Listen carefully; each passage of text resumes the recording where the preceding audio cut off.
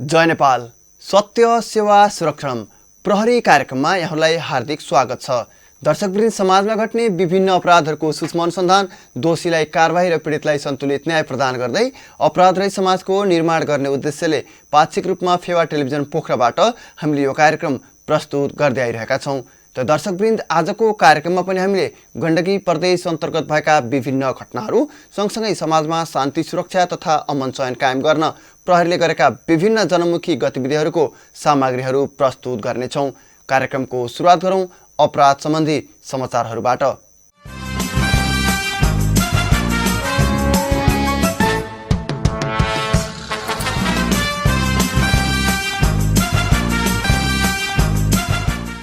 जिल्ला प्रहरी कार्यालय कास्कीको प्रहरी टोलीले पोखरा उपत्यका र आसपासका स्थानबाट स्कुटर चोरी गर्ने गिरोहलाई पक्राउ गरेको छ। पछिल्लो समय पोखरा तथा आसपासका स्थानबाट मोटरसाइकल तथा स्कुटरहरू हराइरहेको भन्ने विषयमा उजुरीहरू बढ्न थालेपछि विशेष टोली परिचालन गरी अनुसन्धान तथा खोज तलास सुरु गरेको कास्की प्रहरीले अन्ततः यसमा संलग्नहरूलाई पक्राउ गरेको हो। पक्राउ पर्नेमा जिल्ला गोर्खा थालाजुङ घर भई पोखरा महानगरपालिका 3 नदीपुर बस्ने वर्ष 19 को सन्दीप श्रीमल लगायत अन्य 2 जना रहेका छन्।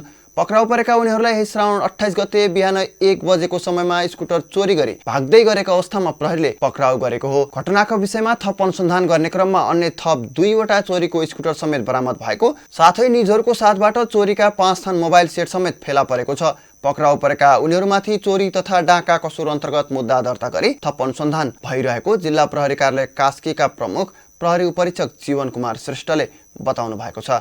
जिल्ला प्रहरी कार्यालय कास्की र नवलपरासी पूर्वको प्रहरी टोलीले विभिन्न मितिर समयमा लागु औषध सेवन तथा ठूलो मात्रामा यसको कारोबारमा संलग्न 3 जनालाई पक्राउ गरेका छन्। एक रिपोर्ट।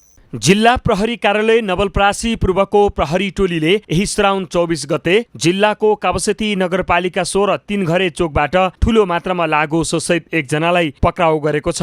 पक्राउ पर्नेमा जिल्ला चितवन भरतपुर महानगरपालिका 12 बस्ने वर्ष 31 को सुरेन्द्र थापा रहेका छन्। कावसेती नगरपालिका 16 3 घरे चोक स्थित पूर्व पश्चिम राजमार्गमा चेक जाँचका लागि खटिएको प्रहरी टोलीले प्रदेश 3 03001 प 5959 नम्बरको स्कुटरमा सवार थापालाई चेक जाँच गर्ने क्रममा निजको साथबाट फेनरागन 156 एम्पुल, नुरफिन 156 एम्पुल र डाइजापाम 156 एम्पुल गरी 468 एम्पुल लागु सहित फेला पारी नियन्त्रणमा लिएको थियो। साथै वडा प्रहरी कार्यालय रामबजार कास्कीको प्रहरी टोलीले समेत यही श्रावण 25 गते पोखरा महानगरपालिका 10 शिवमार्गबाट 2 जनालाई 1 किलो 200 ग्राम लागु औषध गाँजा सहित पक्राउ गरेको छ। पक्राउ पर्नेमा जिल्ला स्याङ्जा हरिनाश गाउँपालिका 4 बाङ्गेस्वारा घर भई हाल पोखरा महानगरपालिका 10 शिवमार्ग बस्ने 20 वर्षीय जित बहादुर विक र जिल्ला धादिङ सिद्धचोक गाउँपालिका 6 कम्पुर घर भई हाल पोखरा महानगरपालिका 10 बस्ने 23 वर्षीय रोहित घले रहेका छन्। पोखरा महानगरपालिका 10 शिवमार्ग स्थित केही व्यक्तिहरूले लागु औषध गाँजा सेवन तथा बिक्री वितरण समेत गरिरहेको भन्ने विशेष सूचनाको आधारमा खटिएको प्रहरी टोलीले निजहरूलाई पक्राउ गरेको हो। पक्राउ परेका निजहरूलाई थप अनुसन्धानका लागि जिल्ला प्रहरी कार्यालय कास्की पठाइएको वडा प्रहरी कार्यालय रामबजार प्रमुख प्रहरी निरीक्षक प्रकाश थापाले बताउनुभयो। पक्राउ परेका सबैजना उपर लागु औषध अन्तर्गत मुद्दा दर्ता गरी घटनाका विषयमा थप अनुसन्धान तथा कारबाही प्रक्रिया अगाडि बढाइएको छ। जिल्ला प्रहरी कार्यालय कास्कीको प्रहरी टोलीले नवजात शिशु जन्मै बेवारिस अवस्थामा फाल्ने 1 जनालाई पक्राउ गरेको छ। पक्राउ पर्नेमा जिल्ला तनहुँ ब्यास नगरपालिका 6 घर भई कास्कीको रूपा गाउँपालिका 4 बस्ने 33 वर्षीय रिता मल्ल सिंह रहेकी छिन्। यही श्रावण 27 गते कास्कीको रूपा गाउँपालिका 3 टाकान्जा स्थित नवजात शिशु मृत अवस्थामा फेला परेको भन्ने सूचनाको आधारमा उक्त स्थानमा खटिए उक्त शिशुलाई जन्म दिने व्यक्तिको खोज तलास गर्ने क्रममा यही श्रावण 32 गते उनलाई पक्राउ गरिएको हो। पक्राउ परेको उनलाई ज्यान सम्बन्धी कसुर अन्तर्गत मुद्दा शीर्षकमा मुद्दा दर्ता गरी घटनाको विषयमा थप अनुसन्धान भइरहेको जिल्ला प्रहरी कार्यालय कास्कीका सूचना अधिकारी प्रहरी नायब उपरीक्षक सुभाष समालले बताउनुभयो। सामाजिक सञ्जाल फेसबुकको दुरुपयोग गरी ठगी गर्दै हिँड्ने 1 जनालाई जिल्ला प्रहरी कार्यालय कास्कीको प्रहरी टोलीले यही श्रावण 26 गते पक्राउ गरेको छ। एक रिपोर्ट। जिल्ला प्रहरी कार्यालय कास्कीको प्रहरी टोलीले सामाजिक सञ्जालको चरम दुरुपयोग गरी ठगी गर्दै हिँड्ने 1 जनालाई यही श्रावण 26 गते पक्राउ गरेको छ। पक्राउ पर्नेमा जिल्ला कास्की पोखरा महानगरपालिका 3 नदीपुरका 21 वर्षीय रोशन हमाल रहेका छन्। पक्राउ परेका उनले अर्काको नाममा विभिन्न फेक फेसबुक आइडी बनाई अनेक बहानामा उनीहरूका आफन्त र नजिकका व्यक्तिलाई मेसेज पठाई रकम असुल गर्ने गरेको खुल्न आएको छ। साथै उनले वीरगञ्जको एक बैंकमा कार्यरत कर्मचारीलाई ठगी गर्ने नियत राखी सोही ब्याङ्कमा कार्यरत वरिष्ठ अधिकारीको नामको नक्कली फेसबुक आइडी बनाएर विश्वासमा पारी आफूलाई अति आवश्यक परेको भन्दै नगद 1 लाख रुपियाँ समेत ठगी गरेको प्रहरी अनुसन्धानबाट खुल्न आएको छ। यसअघि पनि विद्युतीय कारोबार ऐन 2063 विपरीतको कसुरमा 9 महिना थुनामा रहेको साथै जिल्ला प्रशासन कार्यालय कास्कीबाट सार्वजनिक अपराध मुद्दामा रु 5,000 धरौटीमा छुटेका प्रतिवादी रोशन हमालका विरुद्ध उजुरी परेपछि कास्की प्रहरीले उनलाई पक्राउ गरी ठगी, आपराधिक विश्वासघात तथा आपराधिक लाभ सम्बन्धी कसुरमा मुद्दा दर्ता गरी थप अनुसन्धान गरिरहेको जिल्ला प्रहरी कार्यालय कास्कीका प्रवक्ता प्रहरी नायब उपरीक्षक सुभाष हमालले जानकारी दिनुभयो। प्रहरी कर्मचारी र प्रहरी काम कारबाहीसँग सम्बन्धित उजुरी तथा गुनासो गर्न सकिने अवस्था तथा गुनासो गर्न सकिने माध्यमहरू। प्रहरी सेवा प्राप्त नभएको खण्डमा प्रहरी कर्मचारीहरू आफ्नो कर्तव्यप्रति उदासीन रही सेवा प्रवाह नगरेमा, जाहेरी दरखास्त लिन नमानेमा वा दर्ता नगरेमा, व्यावसायिक तवरले अनुसन्धान नगरेको लागेमा, कानुन विपरीत थुनामा राखेमा, सेवाग्राहीलाई दुर्व्यवहार गरेमा, आर्थिक लाभ लिन खोजेमा, पदीय दुरुपयोग गरी अनावश्यक दबाब दिएमा, अन्य प्रहरी काम कारबाही सम्बन्धमा सम्पर्क गर्न सकिने माध्यमहरू। नेपाल प्रहरीको टोल फ्री नम्बर 1113, सम्पर्क नम्बर 01 44 10 079, 98 512 93 000। इमेल ठेगाना ecomplain@nepalpolice.gov.np, उजुरी छानबिन @nepalpolice.gov.np। प्रहरी प्रधान कार्यालय, प्रहरी महानिरीक्षकको सचिवालय, प्रहरी निरीक्षणालय। दर्शकवृन्द, अब भने हाम्रा गतिविधिहरूको पालो।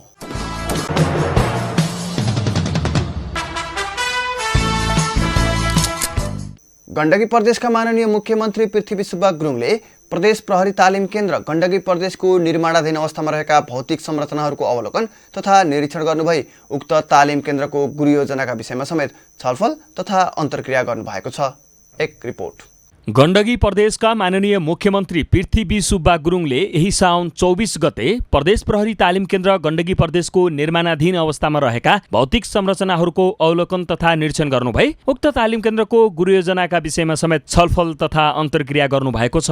गण्डकी प्रदेश सरकारका माननीय आन्तरिक मामिला तथा कानुन मन्त्री हरिबहादुर चुमान समेत उपस्थिति रहेको उक्त कार्यक्रममा तालिम केन्द्र परिसरमा वृक्षारोपण समेत गरिएको थियो। ज्ञान, कला, कौशल र सिपले भरिपूर्ण प्रहरी कर्मचारीहरू उत्पादन अन्तर्राष्ट्रिय स्तरको नमुना प्रहरी तालिम केन्द्रका रूपमा उक्त तालिम केन्द्रलाई स्थापना गर्न आवश्यक पर्ने पूर्वाधार तथा प्रदेश सरकार लगायतका सरकारवाला निकायहरूको भूमिकाका विषयमा छलफल तथा अन्तर्क्रिया गरी आगामी कार्ययोजना तय गर्ने उद्देश्यले उक्त कार्यक्रमको आयोजना गरिएको थियो। कार्यक्रममा प्रदेश प्रहरी तालिम केन्द्र गण्डकी प्रदेशका समादेशक प्रहरी वरिष्ठ उपरीक्षक दिवेश लोहनीले हाल तालिम केन्द्रको निर्माणमा भइरहेका विविध गतिविधिहरू, विभिन्न विधाका प्रशिक्षणहरू, निर्माण सम्पन्न भएका तथा निर्माणाधीन भौतिक संरचना, तालिम केन्द्र सञ्चालनका लागि तत्काल आवश्यक स्रोतसाधन लगायतका विषयमा माननीय मुख्यमन्त्री पृथ्वी सुब्बा गुरुङ तथा उपस्थित अन्य अतिथिहरूलाई जानकारी गराउनु भई डिजिटल नक्सा मार्फत तालिम केन्द्रको गुरुयोजना समेत प्रस्तुत गर्नु भएको थियो। कार्यक्रमलाई सम्बोधन गर्दै माननीय मुख्यमन्त्री पृथ्वी सुब्बा गुरुङले उक्त तालिम केन्द्रलाई सुविधा सम्पन्न एवं पूर्वाधारयुक्त देशकै नमुना प्रहरी तालिम केन्द्रका रूपमा स्थापना गरी थप विशिष्टीकृत विधामा समेत प्रशिक्षण प्रदान गर्न सकिने गरी निर्माण कार्य अगाडि बढाउनु पर्नेमा जोड दिनुभयो। साथै नेपाल प्रहरी संगठनको सांगठनिक तथा भौतिक विकास सधैँ आफ्नो प्राथमिकतामा रहेको बताउँदै प्रदेश सरकार सहयोग तथा समन्वयका लागि हर प्रहर तत्पर रहेको बताउनु भएको थियो।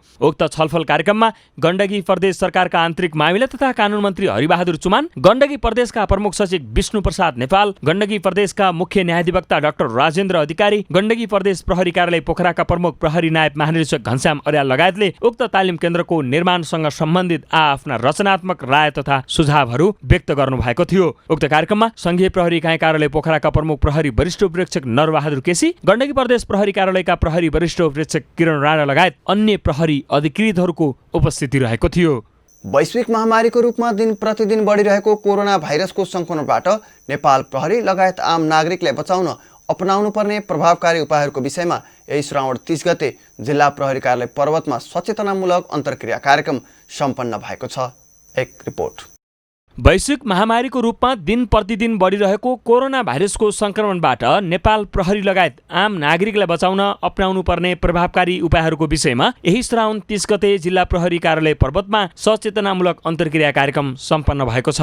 कोरोना भाइरसको संक्रमणलाई फैलिन नदिन अग्रपंक्तिमा रही लकडाउनको पालना गराउने, क्वारेन्टाइन तथा आइसोलेसन सुरक्षा लगायत यस भाइरस विरुद्ध सचेतनामूलक कार्यक्रमहरू समेत गर्दै आइरहेको नेपाल प्रहरीमा समेत कोभिड-19 भाइरसको संक्रमण फैलिरहेको अवस्थालाई मध्यनजर गर्दै उक्त कार्यक्रमको आयोजना गरिएको थियो। जिल्ला अस्पताल पर्वतका मेडिकल सुपरिन्टेन्डेन्ट डाक्टर शिशिर देवकोटा र सुरज नेपालीले कोरोना भाइरसको संक्रमणबाट बच्न अपनाउनु पर्ने सुरक्षा सावधानीहरूका विषयमा सहजीकरण गरिएको उक्त कार्यक्रममा जिल्ला प्रहरी कार्यालय पर्वत तथा मातहतका प्रहरी कर्मचारीहरूलाई सहभागी गराइएको थियो। उक्त कार्यक्रममा क्वारेन्टाइन तथा आइसोलेसन सुरक्षा, संक्रमितको व्यवस्थापन साथै यस भाइरसबाट बच्न अपनाउनु पर्ने सावधानीहरूको विषयमा प्रहरी कर्मचारीहरूलाई प्रस्तुतीकरण गरिएको थियो।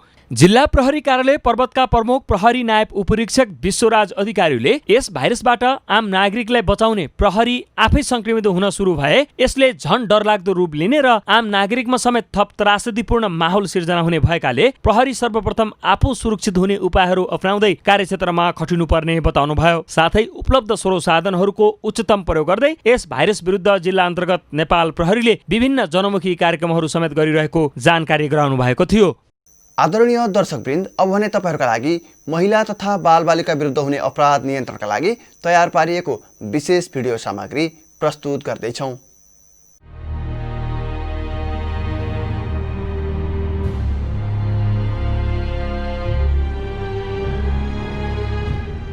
महिला तथा बालबालिकामाथि हुन सक्ने सम्भाव्य हिंसा तथा अपराधहरू के हुन्? जबरजस्ती करनी, मानव बेचबिखन, बाल यौन दुर्व्यवहार, बाल विवाह, विद्युतीय अपराध, शारीरिक दण्ड सजाय तथा यातना, घरेलु हिंसा, बाल श्रम, अभद्र व्यवहार र हैरानी आदि महिला तथा बालबालिकामाथि हुन सक्ने सम्भाव्य हिंसा तथा अपराधहरू हुन्। बाल यौन दुर्व्यवहार, कसैले बालबालिका उप निम्न कार्यहरू गरेमा बाल यौन दुर्व्यवहार गरेको मानिन्छ। अश्लील चित्र, श्रव्य दृश्य वा यस्तै किसिमका अन्य सामग्री तथा यौनजन्य व्यवहार झल्कने अभिव्यक्ति वा हाउभाउ प्रदर्शन गर्ने वा गराउने।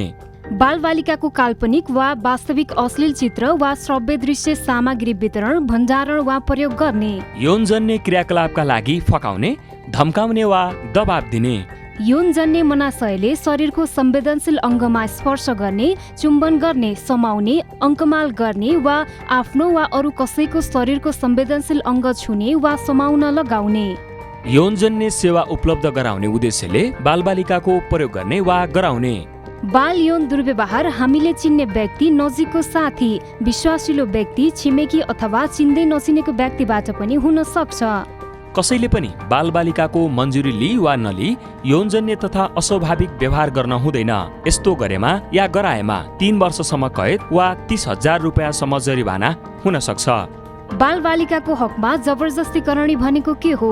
18 वर्षभन्दा कम उमेरकी कुनै बालबालिकाको मन्जुरी लिई वा नलिई कुनै पनि तरिकाले करणी गर्नु जबरजस्ती करणी हो। यदि कसैले जबरजस्ती करणी गरेको प्रमाणित भएमा 5 वर्षदेखि जन्मकैदसम्म सजाय हुन सक्छ। कसुर भएको मितिले 1 वर्षभित्रमा उजुरी दिइसक्नु पर्दछ। बाल यौन तथा जबरजस्ती करणी दुर्व्यवहारबाट बच्न के गर्ने? बालबालिकाहरूले आफ्नो शरीरलाई सकेसम्म कसैलाई पनि छुन नदिने। यदि कसैले छुन खोजेमा आफूलाई मन नपरेको कुरा हुँदैन वा यस्तो नगर्नुहोस् भनी खुलेर भन्ने।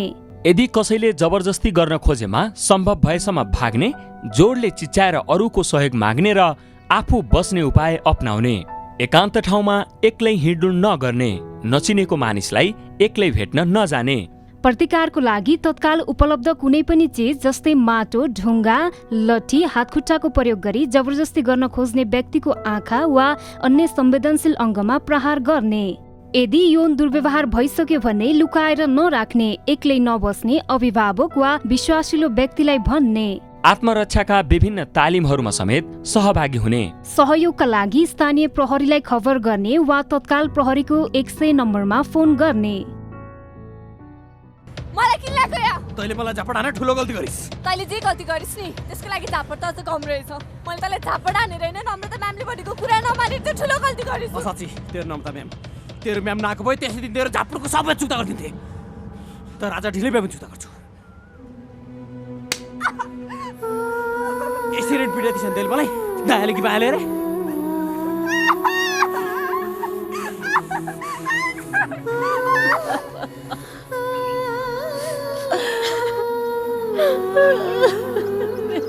आमा बाबाको इज्जत जाने डरले प्रहरलाई खबर गर्न नमान्दा आज आफ्नो इज्जत गुमाउनु पर्यो।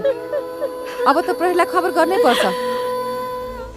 बाल श्रम 14 वर्ष नपुगेका बालबालिकालाई श्रमिकको रूपमा काम लगाउनु वा 18 वर्ष नपुगेका बालबालिकालाई जोखिमपूर्ण व्यवसाय वा कामहरू जस्तै होटल, रेस्टुरेन्ट, कल कारखाना, इट्टाभट्टा, सवारी चालक सहयोगी आदिमा लगाउनु बाल श्रम दुरुपयोग हो। बाल श्रम ऐन 2056 मा भएको कानुनी व्यवस्था। बालबालिकालाई कसैले 14 वर्ष उमेर नपुगी श्रमिकको रूपमा काम लगाएमा 3 महिनासम्म कैद वा 10,000 सम्म जरिवाना वा दुवै सजाय हुन सक्छ। जोखिमपूर्ण व्यवसायमा लगाएमा वा जबरजस्ती काममा लगाएमा 1 वर्षसम्म कैद वा 50,000 सम्म जरिवाना वा दुवै सजाय हुन्छ। बाल विवाह कानुनले तोके अनुसार 20 वर्ष उमेर पूरा नगरी विवाह गर्नु वा गराउनु बाल विवाह हो। यदि कसैले बाल विवाह गरे वा गराएमा त्यस्तो विवाह मान्य हुँदैन।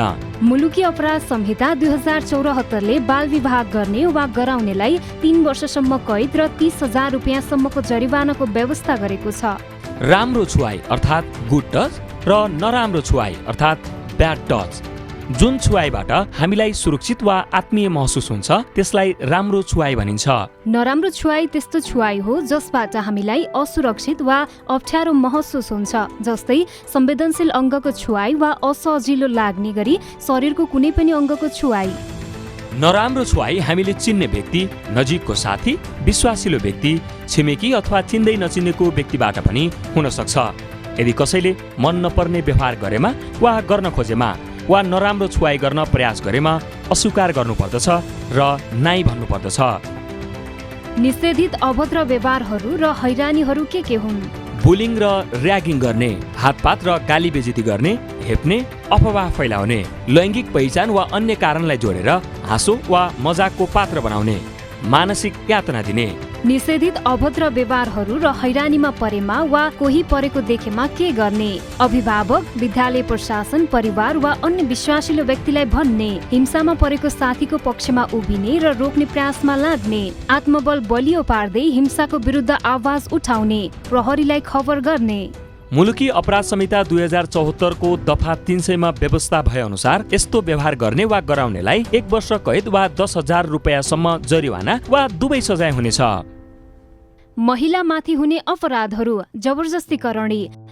कसैले कुनै महिलालाई निजको मन्जुरी बिना करणी गरेमा वा 18 वर्षभन्दा कम उमेरका बालिकालाई मन्जुरी लिएर करणी गरेमा जबरजस्ती करणी गरेको मानिनेछ। जबरजस्ती करणीको कसुरमा जन्मकैदसम्मको सजायको व्यवस्था मुलुकी अपराध संहिता ऐन 2074 मा गरिएको छ।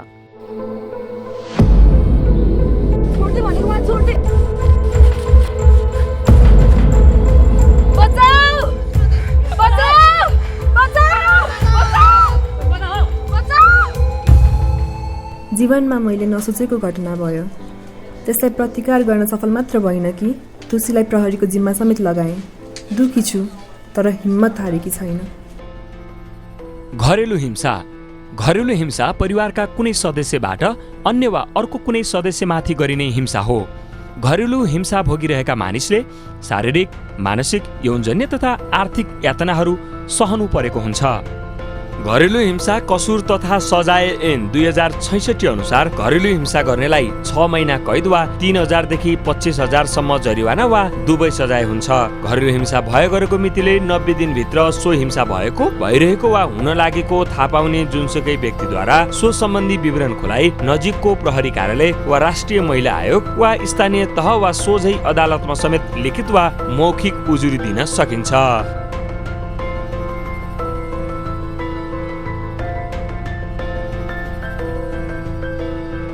दाइजो प्रथा। आफ्नो परम्परादेखि चलिआएको सामान्य उपहार, भेटी, दक्षिणा र शरीरमा लगाएको एक सरो गहना बाहेक विवाह गर्ने दुलहा वा दुलेहीको तर्फबाट कुनै किसिमको चल वा अचल सम्पत्ति माग गरी वा शर्त राखी विवाह गर्ने वा गराउनेलाई 3 वर्षसम्म कैद वा 30,000 रुपियाँसम्म जरिवाना वा दुवै सजाय हुनेछ। दाइजोको नाममा मानसिक वा शारीरिक यातना दिएमा वा अपमानजन्य व्यवहार गरेमा 5 वर्षसम्म कैद वा 50,000 सम्म जरिवाना वा दुवै सजाय हुनेछ। बहुविवाह विवाहित पुरुषले वैवाहिक सम्बन्ध कायम राखेको अवस्थामा अर्को विवाह गर्नु वा पुरुष विवाहित हो भन्ने जानी कुनै महिलाले उक्त पुरुषसँग विवाह गरेमा बहुविवाह गरेको मानिनेछ। मुलुकी अपराध संहिता ऐन 2074 बमोजिम बहुविवाह गरेमा स्वतः बदर हुने प्रावधान छ र यस्तो कसुर गरेमा वा गराएमा 5 वर्षसम्म कैद र 10 देखि 50,000 रुपियाँसम्म जरिवाना हुने व्यवस्था छ। मानव बेचबिखन भन्नाले कुनै पनि उद्देश्यले मानिस किन्ने वा बेच्ने, कुनै प्रकारको फाइदा लिई वा नलिई वेश्यावृत्तिमा लगाउने, प्रचलित कानुन बमोजिम बाहेक मानिसको अङ्ग झिक्ने वा वेश्यागमन गर्ने कार्यलाई बुझिन्छ। मानव बेचबिखन तथा ओसार पसार नियन्त्रण ऐन 2064 अनुसार मानव बेचबिखन गर्नेलाई 20 वर्षसम्म कैद र 2 लाख रुपियाँसम्म जरिवाना हुन्छ।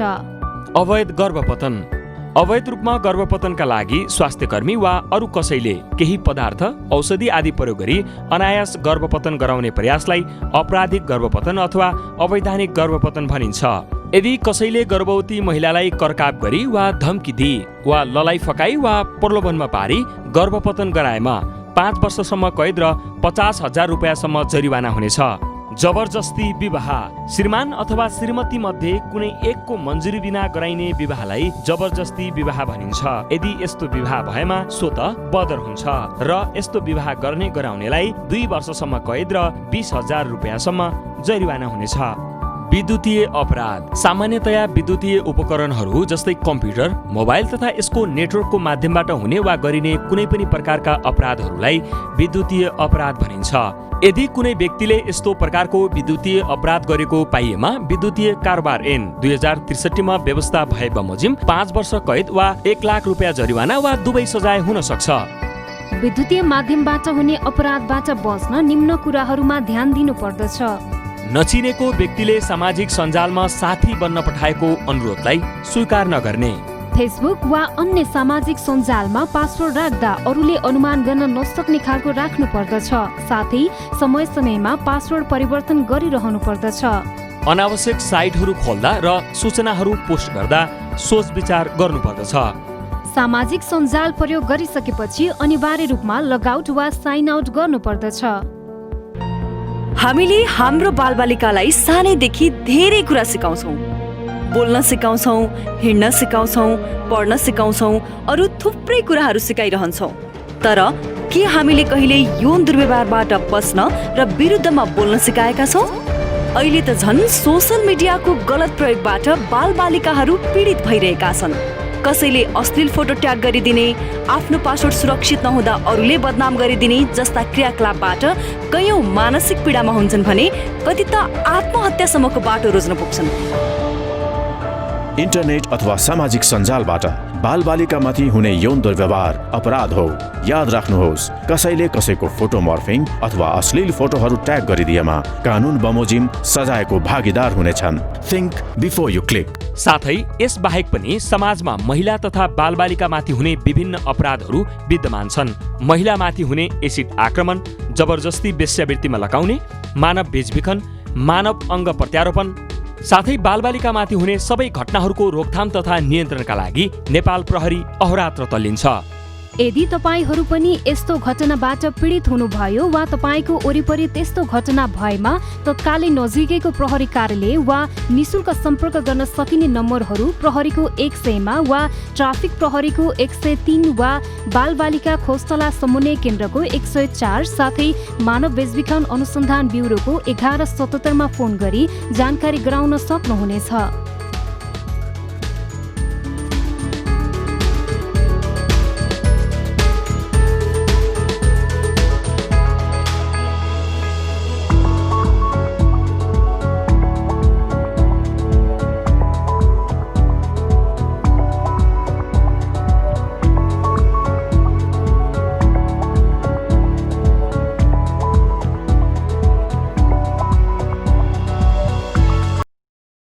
हवस् त दर्शकवृन्द, गण्डकी प्रदेशभरि भएका विभिन्न घटना र गतिविधिहरू आजका लागि यति नै। तपाईलाई आजको हाम्रो श्रृङ्खला कस्तो लाग्यो हाम्रो कार्यक्रमबारे सल्लाह सुझाव तथा केही गुनासो भए हाम्रो इमेल ठेगाना gppo_newsdesk@nepalpolice.gov.np मा लेखी पठाउनुहोला तथा केही घटना र सूचना भए नजिकको प्रहरी कार्यालय वा 100 मा फोन गरी जानकारी गराउनुहोला। जय नेपाल।